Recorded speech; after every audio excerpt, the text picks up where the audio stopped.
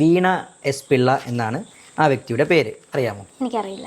അറിയില്ല. നേരിട്ട് എനിക്ക് ആരെ അറിയില്ല, കേട്ടിട്ടുണ്ട്. എനിക്ക് ആ പേര് ഞാൻ പറയുന്നത് എനിക്കറിയില്ല. സുധിച്ചേട്ടൻ രേണുസുതി എങ്ക പാത്താലും രേണുസുതി.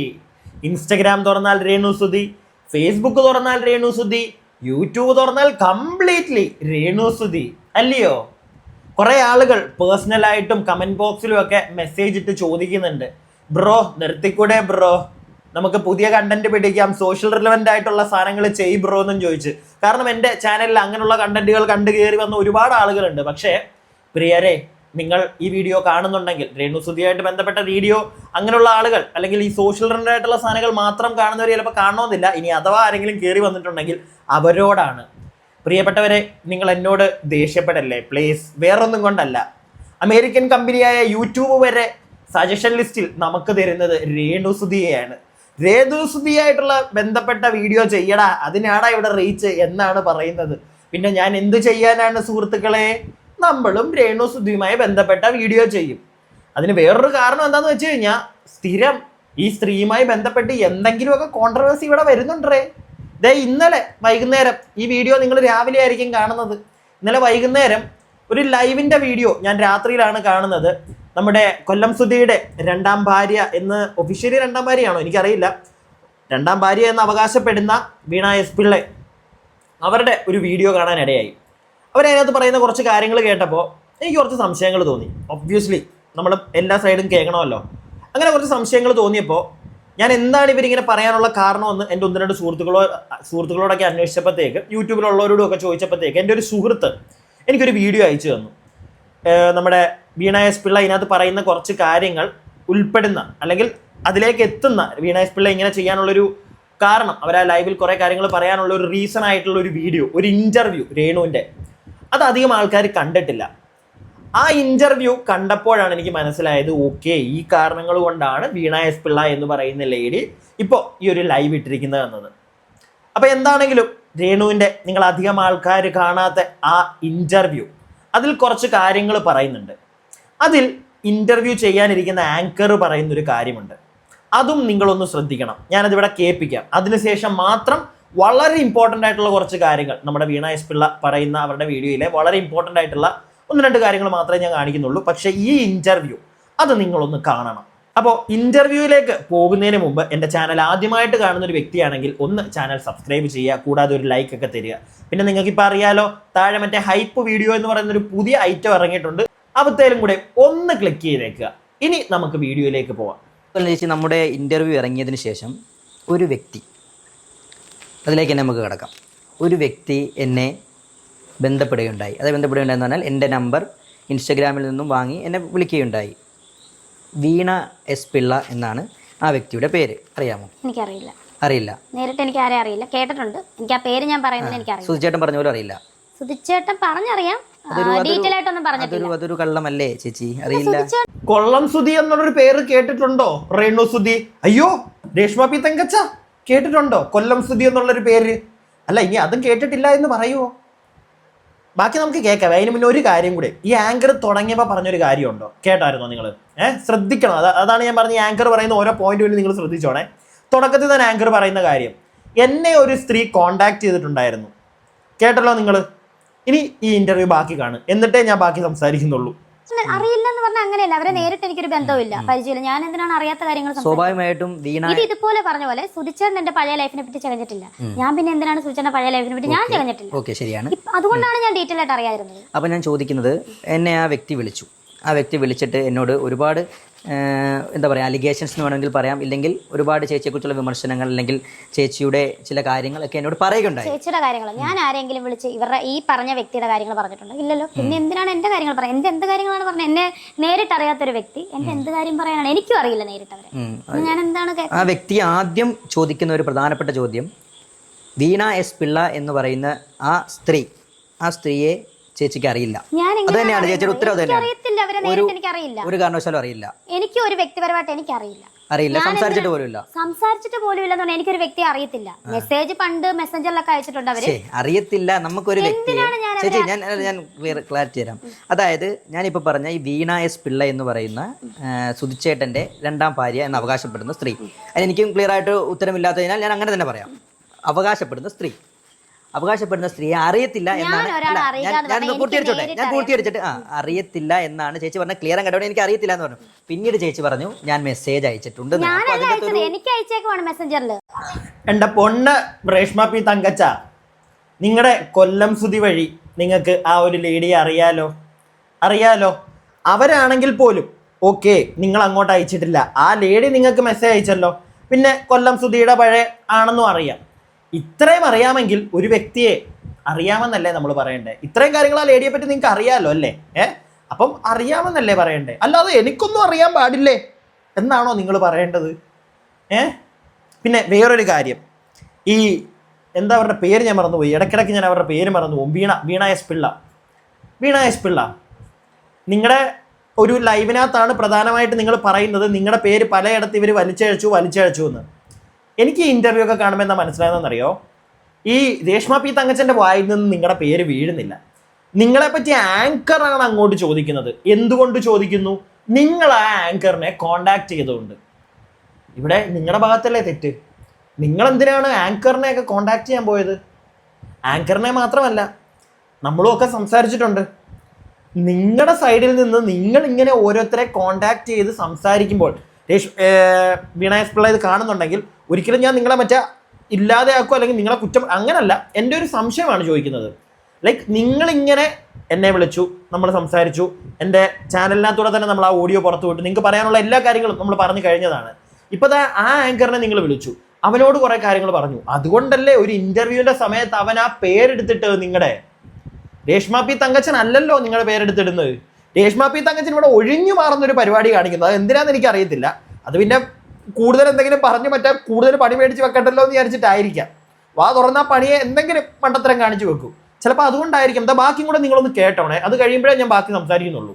അവർ എനിക്ക് മെസ്സേജ്, ഞാൻ അന്നേരം തന്നെ സൂചനോട് കാര്യം പറഞ്ഞു. സൂചന പറഞ്ഞു മേലെ അവർക്കൊന്ന് മെസ്സേജ് അയക്കൽ ബ്ലോക്ക് ചെയ്യുക. അന്നേരം ബ്ലോക്ക് ചെയ്യുക. അത് 2-3 വർഷം മുന്നെയാണ്. അതാ അപ്പൊ ഞാൻ ചോദിക്കുകയാണ്, അറിയുക എന്ന് പറഞ്ഞ അവരെ പൂർണ്ണമായിട്ട് അറിയാം. എനിക്ക് നേരിട്ട് അവരെ അറിയാമോ? അല്ല, ഞാൻ ചോദിക്കുന്നത് വീണ എസ് പിള്ള എന്ന് പറയുന്ന ആ സ്ത്രീ സുധിച്ചേട്ടന്റെ പേരിലാണ് ഞാൻ അറിയപ്പെട്ടത്. അവരെ എനിക്കത് പറയാം. ഞാൻ പറയുന്നത് ഞാൻ പറഞ്ഞിട്ട് വേണം അവരുടെ പേരെടുത്തിട്ട്. എനിക്ക് എന്റെ ആവശ്യമില്ല. ശിഖ എന്നാണ് അങ്ങനെ ഒരു പേരും വേറെ എന്തൊക്കെയോ പേരുകളാണ് ഞാൻ അറിയുന്നത്. ശിഖ എന്ന പേരിൽ അറിയപ്പെടുന്ന വീണ എസ് നായർ കൂട്ടിക്കോളൂ. ആ വീണ എസ് നായർ എന്ന് പറയുന്ന ആ സ്ത്രീ സുധിച്ചേട്ടന്റെ രണ്ടാം വൈഫാണെന്നുള്ള കാര്യത്തിൽ ഉറപ്പല്ലേ? അത് ഉറപ്പല്ലേ? അത് സുധിച്ചേട്ടൻ അറിയത്തില്ലേ? അവര് കേട്ട് ഞാൻ പറയട്ടെ ഷെബിന, ഞാൻ ചോദിക്കുന്നത് ഇപ്പോഴും പിന്നെ ഞാൻ ആവർത്തിച്ച് ചോദിക്കുകയാണ്, ചേച്ചിക്ക് മനസ്സിലാകാത്താണോ എന്ന് എനിക്കറിയില്ല. അതായത് വീണ എസ് നായർ എന്ന് പറയുന്ന എന്നെ വിളിച്ച സുധിച്ചേട്ടന്റെ രണ്ടാം ഭാര്യ എന്ന് അവകാശപ്പെടുന്ന സ്ത്രീ, ആ സ്ത്രീ സുധിച്ചേട്ടന്റെ അറിയില്ല. സുധിച്ചേട്ടന്റെ ഞാൻ നേരിട്ട് കണ്ടിട്ടുമില്ല. അവർ ഒരു ഫോട്ടോസ് പോലും ഞാൻ ഇവരെ കണ്ടിട്ടില്ല. സുധിച്ചേട്ടന്റെ രണ്ടാം വൈഫാണെന്ന് ഉറപ്പിക്കുന്നില്ല. എനിക്ക് അറിയില്ല അതിനെപ്പറ്റി ഡീറ്റെയിൽ. എനിക്ക് അറിയില്ല ഷെബിന, ഇപ്പോഴും ഞാൻ പറയാം എനിക്ക് അറിയത്തില്ല ഡീറ്റെയിൽ. സുധിച്ചേട്ടൻ എൻ്റെ ഒരു സംശയമാണ്, ഈ രേഷ്മ പി തങ്കച്ചനായിട്ട് തന്നെ വീണ എസ് പിള്ള എന്ന് പറയുന്ന പേര് എവിടെങ്കിലും പറഞ്ഞിട്ടുണ്ടോ? വീണ എസ് പിള്ള കാണുന്നുണ്ടെങ്കിൽ നിങ്ങളോടും കൂടെയാണ്, എനിക്ക് അറിയാത്തതുകൊണ്ടാണ് ഞാൻ ചോദിക്കുന്നത്. ഞാൻ ഈ ഇൻ്റർവ്യൂ നിങ്ങളുടെ ആ ഒരു ലൈവിൽ പറഞ്ഞ പല കാര്യങ്ങളും എനിക്ക് സംശയം തോന്നിയപ്പോൾ അങ്ങനെ ചുമ്മാ ചാടിക്കയറി നിങ്ങളൊന്നും ഞാൻ കുറ്റം പറയത്തില്ല. അതുകൊണ്ട് തന്നെയാണ് ഞാൻ ഈ ഇൻ്റർവ്യൂ പല ആൾക്കാരോടും ചോദിച്ചിട്ട് ഈ ഇൻ്റർവ്യൂ ഞാനിപ്പോൾ കണ്ടെടുത്തത്.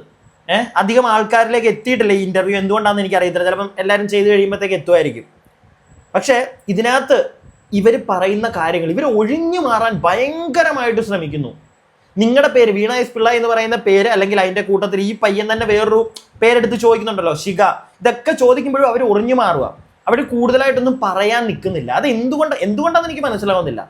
പക്ഷെ എന്താണെങ്കിലും ഈ സ്ത്രീ, ഈ രേഷ്മ പി തങ്കച്ചൻ എന്ന് പറയുന്ന ലേഡി വീണ എസ് പിള്ള എന്ന് പറയുന്ന പേര് പറയുന്നില്ല.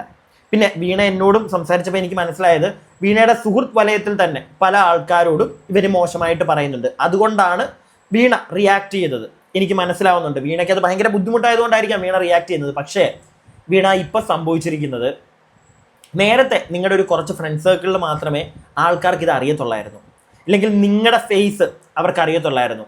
ഇതിപ്പോൾ ലോകമെമ്പാടുമുള്ള ആളുകൾ, മലയാളികൾ, ഈ രേഷ്മ പി തങ്കച്ചനുമായിട്ട് ഇത്രയും കോൺട്രവേഴ്സികൾ നടക്കുമ്പോൾ നിങ്ങളുടെ ഒരു സൈഡിൽ നിന്ന് ഒരു സംസാരം കൂടെ വരുമ്പോഴത്തേക്ക്, നിങ്ങളുടെ ഒരു എന്താണ് നിങ്ങളൊരു ലൈവായിട്ട് വന്നത് ഇപ്പോൾ എല്ലാവരും എടുത്ത് റിയാക്ട് ചെയ്യുമ്പോൾ ഒരുപാട് ആളുകളിലേക്ക് നിങ്ങൾ എത്തിയില്ലേ, നിങ്ങളുടെ ഫേസ് എത്തിയില്ലേ?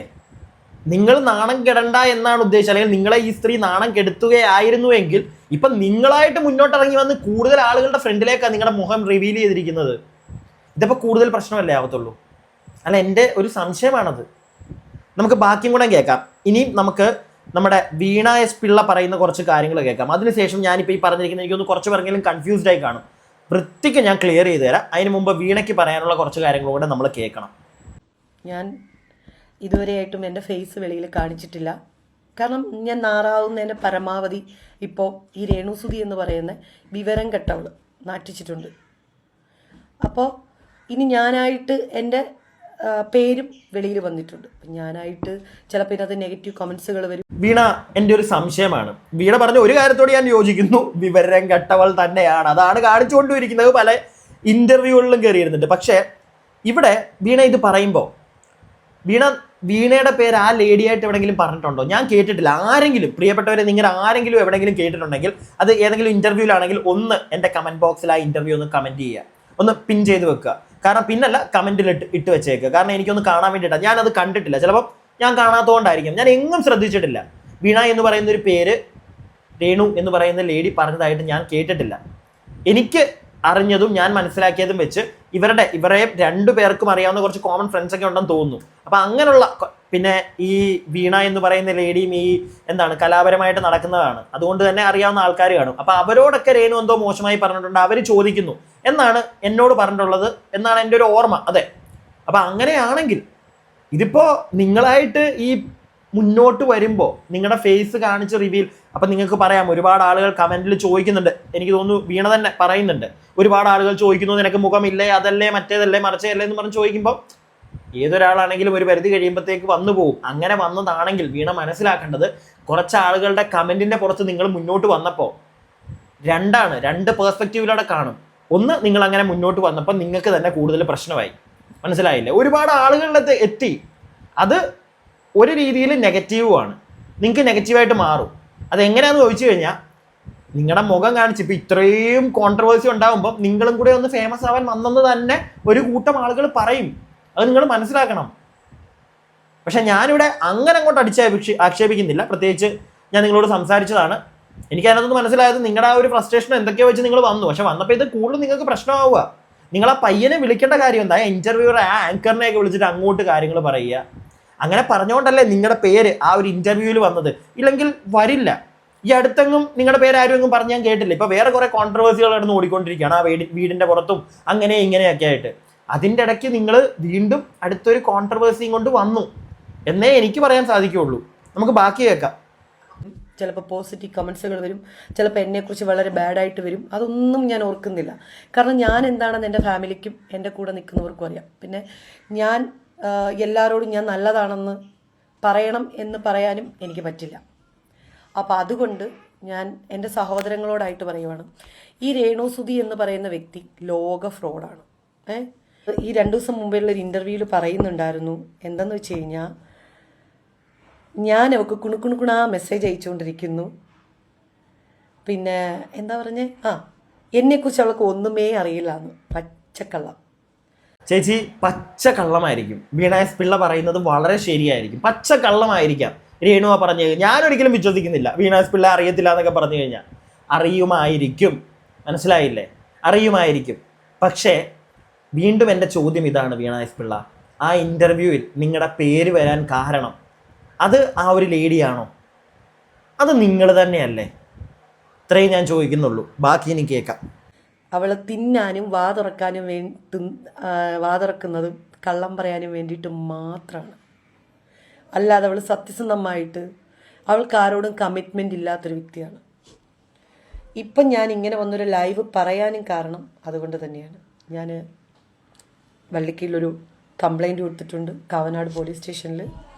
അപ്പോൾ രേഷ്മേനോട് ഞാൻ സുധിയുമായിട്ട് ഒരുമിച്ച് നിൽക്കുന്ന സമയത്താണ് ഈ രേണുസുതി എന്ന് പറയുന്ന, രേണുസുതി അല്ല രേണു, അന്ന് രേണുവായിരുന്നു, പുള്ളിക്കാരത്തി മെസ്സേജ് ഇടുകയും ഞാൻ കാണാനിടയുണ്ടാവുകയും അവൾ പറഞ്ഞ എല്ലാം, അവളുടെ ഇൻ്റർവ്യൂസ് ഫസ്റ്റ് മുതൽ കേട്ടാൽ നിങ്ങൾക്ക് അറിയാൻ പറ്റും. ഓഹോ, അങ്ങനെ ഒരു പരിപാടിയും കൂടെ ഉണ്ട്. എനിക്ക് തോന്നുന്നു ഞാനത് കേട്ടിട്ടുണ്ടെന്ന്.